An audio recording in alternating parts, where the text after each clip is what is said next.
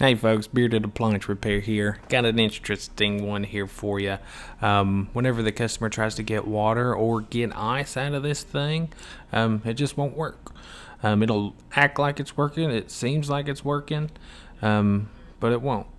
What I ended up finding was there was an issue with the door switch on the left hand side, and we'll show you what I'm talking about here in a few, but it looks like on this fridge, on that left-hand door switch there, if you push it in just a little bit, it'll turn the light off, but you need to push it in just a little bit more for everything else to work.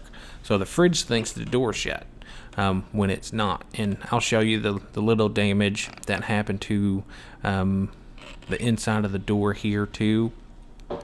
But I found out if I push this door switch all the way down, this thing would work right. And this is the damage I was talking about. You see that divot right there? That switch was just in a right position where it would not hinge, and it would just jam right into the side of it. The customer was like, "Why ain't this door closing?" That was one of the complaints. Door wouldn't close properly, and the ice maker and water would not work. But you notice whenever we got that door switch taped down, she works good. She works like she's supposed to. I had to order a switch, so I went ahead and taped that down for the customer so this thing would work for her while waiting on the part.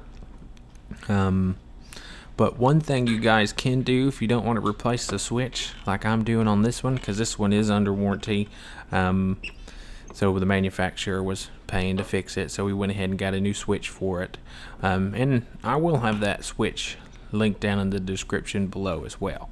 But there is a little fix you guys can do, which Whirlpool KitchenAid have told me to do before, and that is the little felt pieces that you can put underneath your legs of your, what you're seeing right here.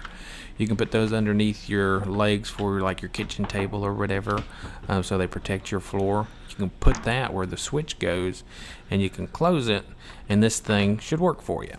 I was an idiot in thinking that it wasn't working because I didn't have that right hand door shut.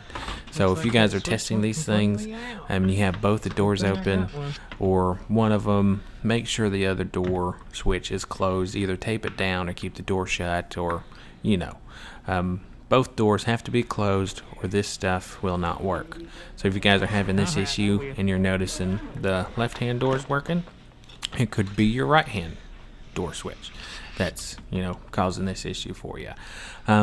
But that's pretty much the issue on this one. Just need a new switch, and with the new switch on, it does work without that little pad. So if you just want to fix it to where it won't happen again, go ahead and grab that switch down from the description. It shouldn't be too bad. It'd be more expensive than you think it is, but just get you guys a new switch and you can get that thing out. But these things can be a little tricky. There's a tab that's holding them, and I'm trying to get it out right now. And if you have a switch, a new one, you can actually see where the tab is. That's what I'm going to grab here. Well, I'm going to try and get it out with the screwdriver first. See if I can't get it out. But you just essentially need to just push down that tab and wiggle it out, so you can get the wire harness off, so you can get the new switch on. And there we go. We got her out.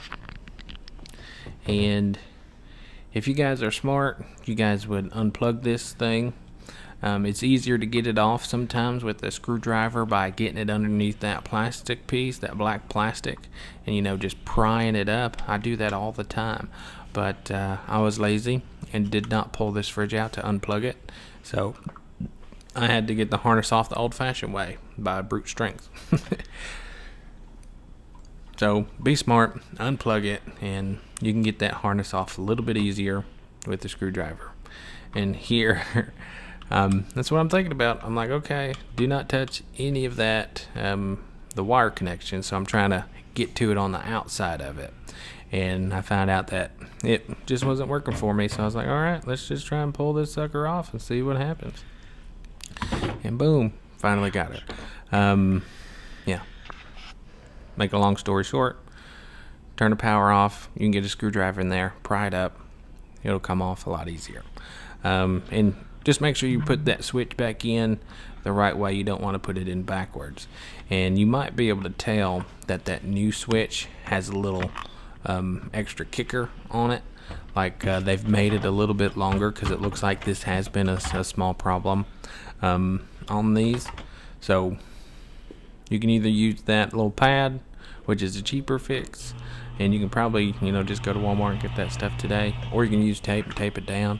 But if you want to do it the right way, go ahead and get a new switch for it. Again, I'll have that linked in the description down below. I'll even do a switch for the left hand and the right hand side, as long as I can find them both. I'll have that information down in the description though. But just so you guys what it looks like on the inside a little bit here. That's where the switch is, and I'm going to show you. There's the door shut, and the light that you see is the light that's on the camera.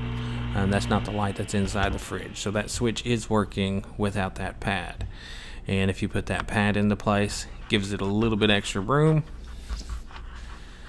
And when you close it, that sucker should definitely be closed. No questions about it. But either way, it was working for her. The proper fix, again, would be that switch. Go ahead and swapping that switch out. But, I mean, that's pretty much it for this one, guys. Just the switch on this one is a little bit interesting. I got lucky whenever I figured it out. So, again, I appreciate y'all watching. Y'all take care. Thanks.